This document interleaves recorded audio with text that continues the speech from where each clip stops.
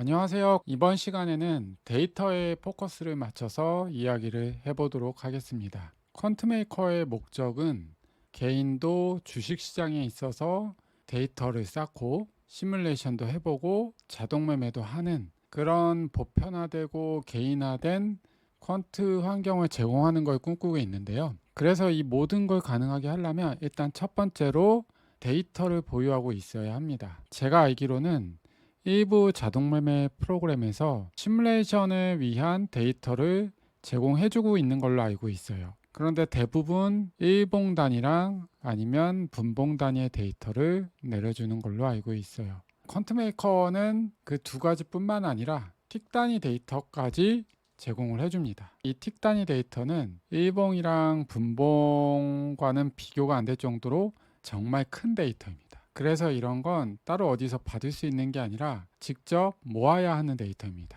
그럼 퀀트메이커는 현재 어떤 데이터를 취급하고 있을까요? 직전에도 말씀드렸다시피 두 가지 데이터를 취급을 합니다.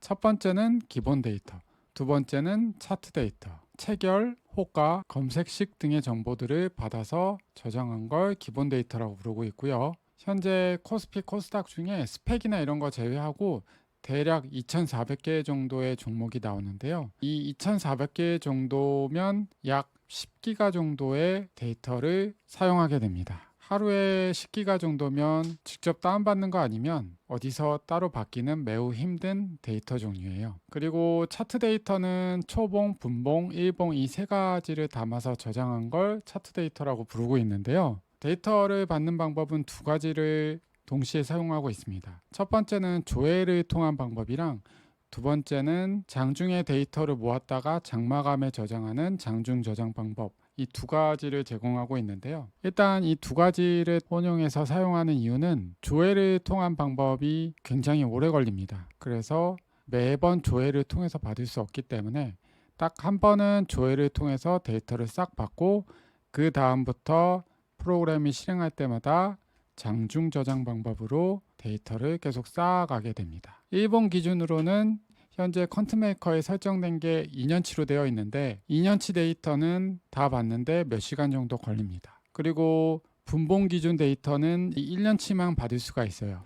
그런데 이 1년치를 받는데도 대략 일주일 정도 걸립니다. 그 이유는 한 번 조회 시에 약 5일 정도의 데이터를 받을 수가 있는데 이 조회 횟수 때문에 상당히 오래 걸립니다. 그래서 조회를 통한 방법과 장중 저장 방법 두 가지를 동시에 제공하고 있으니까 꼭 그 두 가지를 같이 쓰셔야 됩니다. 그러면 이번엔 기본 데이터와 차트 데이터를 실제로 설정하는 방법을 보도록 할게요. 현재 화면에 보이는 PC는 주식 데이터를 다운받는 용도로만 사용하는 PC입니다. 템플릿 전략을 보시면 기본 데이터 저장이라는 게 이미 있을 거예요. 이 PC에서도 기본 데이터 저장 이 전략만 사용합니다. 얘는 데이터를 저장할 목적으로만 사용하니까요. 근데 퀀트메이커를 사용하시는 분들은 꼭 굳이 그 용도로만 사용하실 필요는 없고요. 매매용이랑 저장용이랑 같이 사용하셔도 돼요. 그러면 한번 자세히 보도록 할게요. 이 전략을 보시면 전략 대상으로 코스피와 코스닥만 체크되어 있습니다. 이 얘기는 코스피 전부, 코스닥 전부를 의미하고요. 그런데 이렇게 하면 굉장히 많은 종목들이 나오죠. 스펙도 나오고 ETN도 나오고 뭐 여러 가지 많이 나옵니다. 그래서 전략 제외 대상에서 내가 받지 않을 것들은 전부 다 체크를 해주시면 됩니다. 주식만 빼고 나머지는 받지 않는 걸로 되어 있습니다. 그렇게 되면 대충 2,400개 종목들을 받게 될 거고요. 계좌는 의미가 없습니다. 이 전략은 매매를 할 용도로 사용하는 게 아니기 때문에 의미가 없어요. 그리고 저장 세부 전략을 보시면 두 가지가 다 체크가 되어 있습니다. 위에 거는 아까 이야기했던 2,400개 종목을 대상으로 한다. 이 모든 걸 저장을 한다라는 의미의 체크고요. 아래 거는 그 종목들을 저장할 때 걔네들은 매매하지 않게 한다로 의미를 파악하시면 될 것 같습니다. 그런데 한 가지 주의할 게 있습니다. 저는 기본 데이터 저장 한 가지만 사용하는데 만약에 다른 전략이랑 같이 사용한다고 하시면 그 전략에서는 매매를 해야 되고 그 대상이 중복이 된다고 한다면 체크를 해지해야 됩니다. 자, 그러면 저희가 지금 상태 세트에서 이제 관련된 부분을 보았는데요.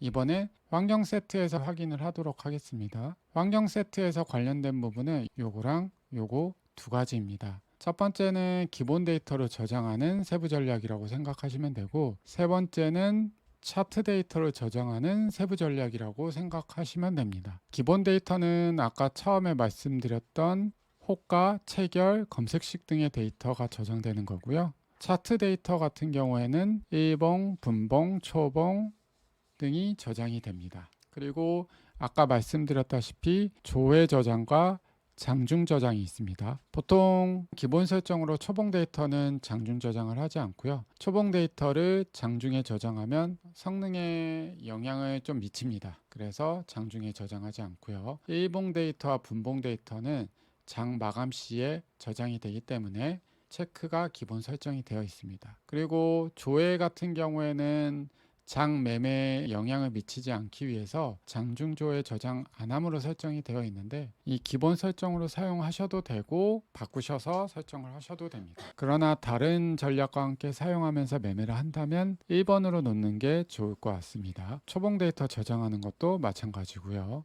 그리고 기본 설정으로 일봉 데이터는 730일로 되어 있고요. 분봉과 초봉은 365일로 되어 있는데 필요하시면 바꾸셔서 사용을 하셔도 됩니다. 그리고 저장과는 상관이 없지만 지표가 사용하는 데이터와 서로 같이 맞물려 있기 때문에 얘도 같이 설명을 드릴게요. 우리가 차트 뷰를 화면에 볼 수 있잖아요. 그 차트 뷰를 본다고 하면 여기에 체크를 하셔야 됩니다. 그리고 지표를 만약에 스크립트에서 사용을 한다고 하면 마찬가지로 여기에 체크를 하셔야 됩니다. 그런데 이 체크를 하게 되면 하게 된 것만큼 시스템의 메모리를 사용하게 돼요.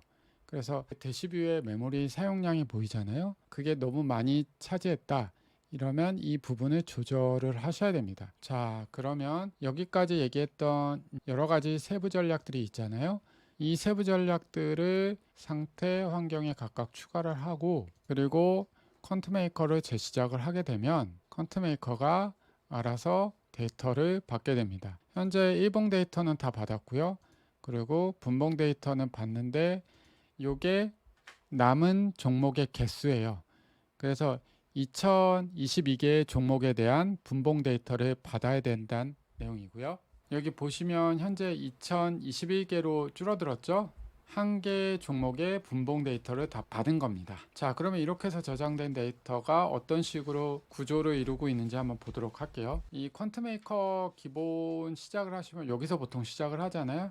거기에 데이터 폴더가 있고 스톡 데이터라는 폴더가 있는데 여기가 실제로 데이터를 받는 폴더입니다. 이게 차트 데이터고 이게 기본 데이터예요. 기본 데이터는 이렇게 날짜별로 구분이 되어 있고 그 안에서 들어가서 보면 각 종목에 대한 데이터가 이렇게 쭉 있습니다. 그리고 차트 데이터가 있는데 코스피 안에 들어가서 보면요, 일봉이랑 분봉이 나눠져 있어요. 일봉은 따로 날짜별로 되어 있지 않고요, 종목별로 되어 있고 이 안에 2년치의 데이터가 다 들어가 있습니다. 매일 업데이트 되고요. 그리고 분봉은 이런 식으로 날짜별로 종목에 대한 데이터들이 각각 있습니다. 데이터 저장 구성 형태는 이렇습니다. 이 폴더는 굉장히 많이 무거워지겠죠. 개인적으로 데이터를 받는다고 하시면 1년치 정도의 데이터를 받을 수 있는 SSD 2테라 정도나 1테라 정도를 사용하시면 좋을 것 같습니다. 그러면 1년 데이터를 계속 유지할 수 있고요. 시뮬레이션도 같이 할 수 있고 퀀트메이커 프로그램도 같이 돌릴 수 있을 거고요. 자, 그러면 이렇게 저장된 데이터는 어떻게 사용될까요? 현재 시뮬레이션은 없는데 곧 구현된 시뮬레이션과 그리고 구현되어 있는 리플레이 기능에서는 이 기본 데이터를 사용합니다. 이 기본 데이터를 이용해서 호가와 체결과 그런 거를 똑같이 구현해내죠.